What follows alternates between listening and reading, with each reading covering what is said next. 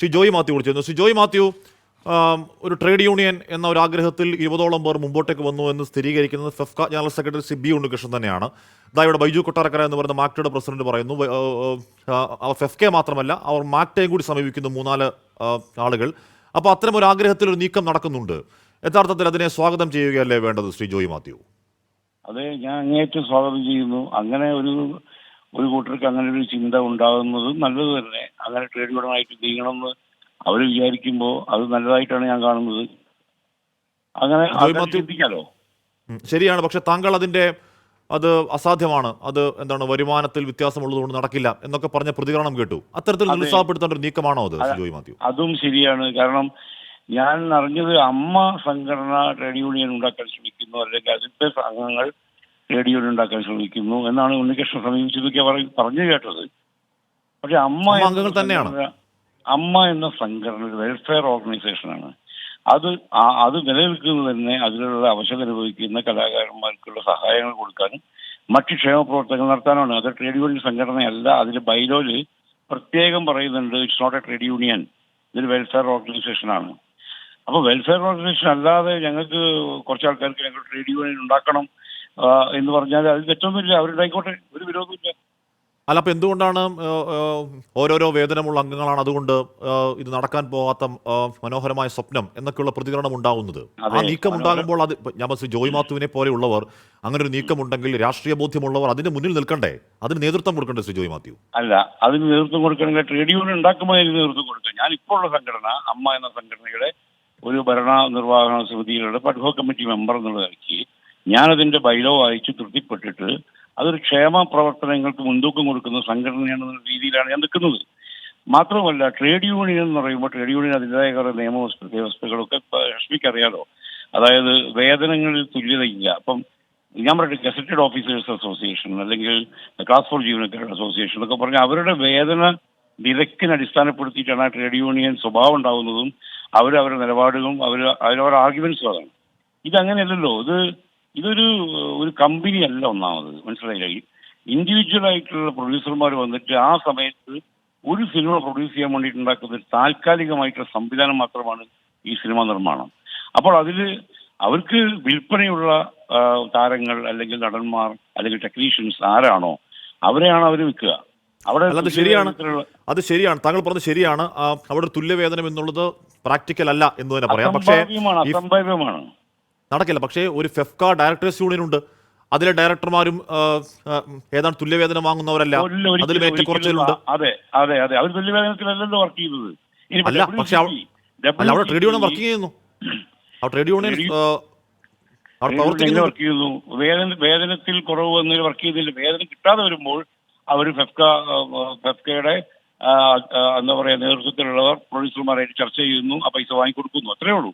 അല്ല ശ്രീ ജോയ് മാത്യു, ഇപ്പം താങ്കൾ പറയുന്നത് വേതനത്തിലെ നിരക്ക് വ്യത്യാസമാണ് ഒരു പ്രശ്നമെങ്കിൽ ഈ സംവിധായകരുടെയും വേതനത്തിലെ നിരക്ക് വ്യത്യാസം അവിടെ ഉണ്ട്. അവിടെ ഒരു ട്രേഡ് യൂണിയൻ പ്രവർത്തിക്കാൻ അവർക്കത് ബുദ്ധിമുട്ടാവുന്നില്ല.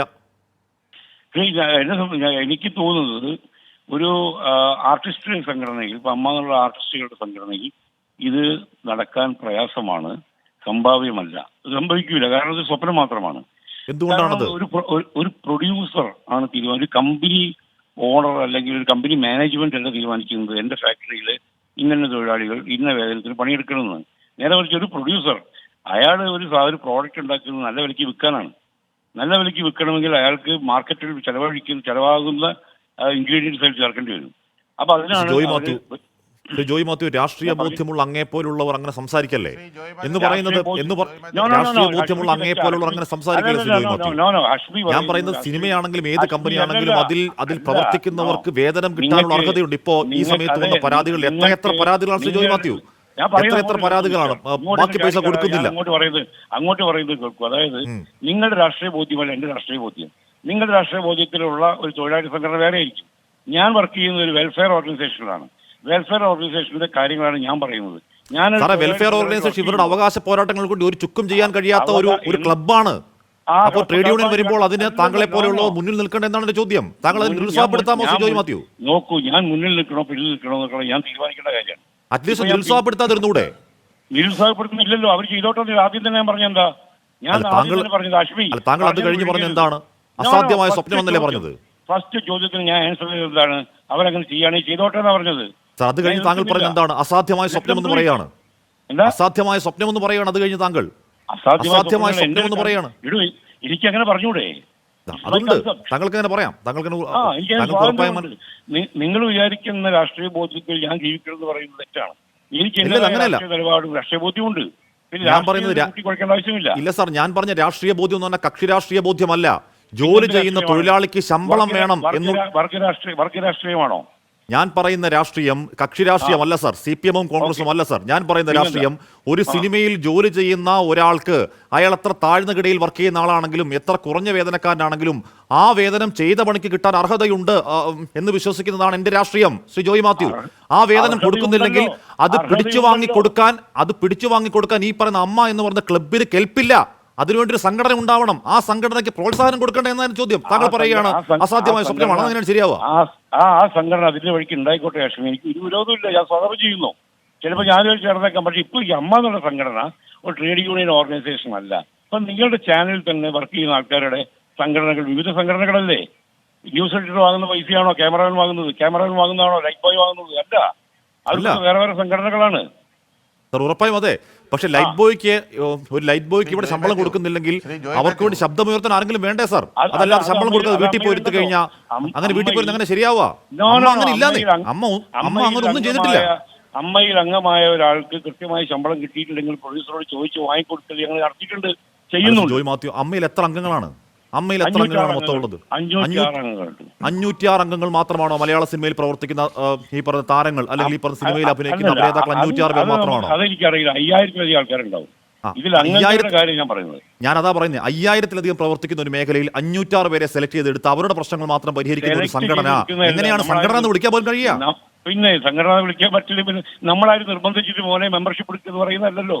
അവർ വന്ന് മെമ്പറാകുന്ന കാരണം അവർക്കറിയാം ഇതിന്റെ നിലപാട് അവർക്കറിയാം. അവർക്ക് ഇതിൽ കിട്ടുന്ന അവശ്യ കലാകാരന്മാർക്ക് ഗവൺമെന്റ് കൊടുക്കുന്നേക്കാൾ പെൻഷനും മറ്റു ക്ഷേമ പ്രവർത്തനങ്ങൾക്കും ഒക്കെ ഞങ്ങൾ മുൻതൂക്കം കൊടുക്കുന്നുണ്ട്. അത് തന്നെയാണ് ഈ സംഘടനയുടെ പ്രസക്തി. ഇത് ട്രേഡ് യൂണിയൻ ഓർഗനൈസേഷൻ ആയിട്ട് മാറ്റുകയാണെങ്കിൽ അല്ല സർ, ജോയ് മാത്യു, താങ്കൾ തന്നെ പറഞ്ഞു 5000-ത്തിലധികം ആളുകൾ പ്രവർത്തിക്കുന്ന ഒരു മേഖലയിലെ കേവലം 506 പേരുടെ ക്ഷേമമാണ് ഈ പറയുന്ന അമ്മ എന്ന സംഘടന നോക്കുന്നത്. അതുപോലും ആരോപണം ഉയരുന്നു. 7 പേർക്ക് അല്ലെങ്കിൽ 7-8 പേർക്ക് മാത്രം താല്പര്യമുള്ള ആൾക്കാരെ മാത്രമേ അങ്ങോട്ട് അഡ്മിറ്റ് ആവണമെങ്കിൽ 1 ലക്ഷം രൂപ അങ്ങോട്ട് കിടക്കണം.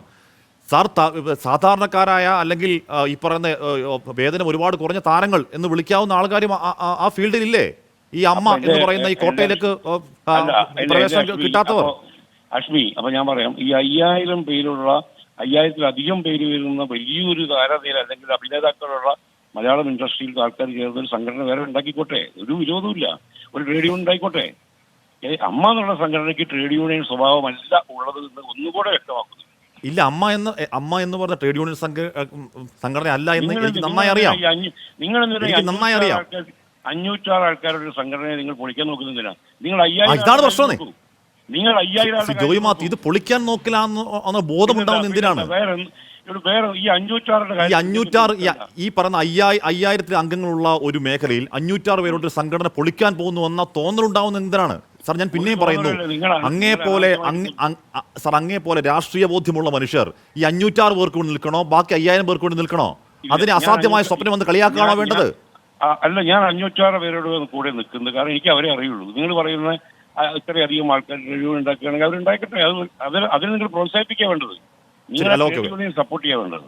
ഞാൻ സപ്പോർട്ട് ചെയ്യുന്നു. ഞാൻ 100% സപ്പോർട്ട് ചെയ്യുകയാണ്. അതിനെ സപ്പോർട്ട് ചെയ്യണം, വരണം എന്ന് ആഗ്രഹിക്കുകയും ചെയ്യുകയാണ്. ഞാൻ പറഞ്ഞത് അതിനെ അസാധ്യമായ സ്വപ്നം എന്നൊക്കെ കണ്ട് അതിന്റെ കൂമ്പടക്കാൻ നോക്കല്ലേ സാർ? അസാധ്യമായ സ്വപ്നം ഒന്നും നിരുത്സാഹപ്പെടുത്തല്ലേ സാർ? അമ്മ എന്ന സംഘടന ട്രേഡ് യൂണിയൻ ആക്കുന്ന കാര്യം ഞാൻ പറയുന്നത് അസാധ്യമായ സ്വപ്നം തെറ്റിപ്പിക്കുന്നത്. അമ്മ അങ്ങനെ നിൽക്കട്ടെ. അല്ല, അമ്മ അങ്ങനെ തന്നെ നിൽക്കട്ടെ. അത് ബോയ്സ് ക്ലബ്ബായി തുടരട്ടെ. അവരുടെ ക്ഷേമം മാത്രം നോക്കിക്കോട്ടെ, ഒരു കുഴപ്പമില്ല. അതിനപ്പുറത്ത് റേഡിയോ ഉണ്ടായിക്കോട്ടെ. അതിനെ അസാധ്യ സ്വപ്നം ഒന്നും പറഞ്ഞ് കളിയാക്കല്ലേ. ഉണ്ടായിക്കോട്ടെ, റേഡിയോ ഉണ്ടായിക്കോട്ടെ. അമ്മ അവിടെ നിന്നോട്ടെ. അമ്മ അങ്ങനെ ഇൻടാക്ട് ആയി നിന്നോട്ടെ. ബാക്കി അമ്മയുടെ കാര്യം. അപ്പൊ അമ്മ എന്ന സംഘടനയെ പറ്റി ബാക്കി അമ്മയിലേക്ക് അങ്ങോട്ട് ഒരു പ്രവേശനം കിട്ടാത്ത പാവങ്ങളുടെ ഒരു നിരയുണ്ടല്ലോ ആ മേഖലയിൽ. ഈ പറയുന്ന 5000 - 506 അവരും ചേർന്നോട്ടെ. നിങ്ങൾ ആ നിരക്ക് വേണ്ടി നിൽക്കൂ, ഞങ്ങളെ വിട്ടേക്കൂ. ഇല്ല, നിങ്ങളെ അല്ല ഞാൻ പറയുന്നത്, അങ്ങേ പോലെയുള്ളവരൊക്കെ അതിനെ നിരുത്സാഹപ്പെടുത്താമെന്നായിരുന്നു ചോദ്യം. ഞങ്ങൾ 506 ആൾ വരുന്നത് ജീവിച്ചു പോയിക്കോട്ടെ. നിങ്ങൾ 5000 കൂടെ നിൽക്കൂ. അവർക്ക് trade union ഉറപ്പായും സാർ, ഉറപ്പായും നിങ്ങൾ ഉറപ്പായും 506 പ്രമാണിമാർക്കൊപ്പമല്ല, ബാക്കി 5006 മനുഷ്യർക്കൊപ്പം തന്നെയാണ് സാർ. ഒരു തർക്കം അക്കാര്യത്തിലില്ല. പറയണ്ട. അല്ലല്ല, ആണല്ലോ 506 പ്രഭുക്കൾ, 506 പ്രമാണിമാർ, 506 വെൽ നോൺ ആക്ടേഴ്സ് മാത്രം നിങ്ങൾ നോക്കിക്കോളൂ. ബാക്കിയുണ്ടല്ലോ, അവർ ഞങ്ങൾ നിൽക്കും, അവരുടെ കൂടെ ഞങ്ങൾ നിൽക്കും സാർ. തർക്കമൊന്നുമില്ല, താങ്കൾ പരിഹസിച്ചാലുമില്ലെങ്കിലും. Okay okay, thank you sir, thank U.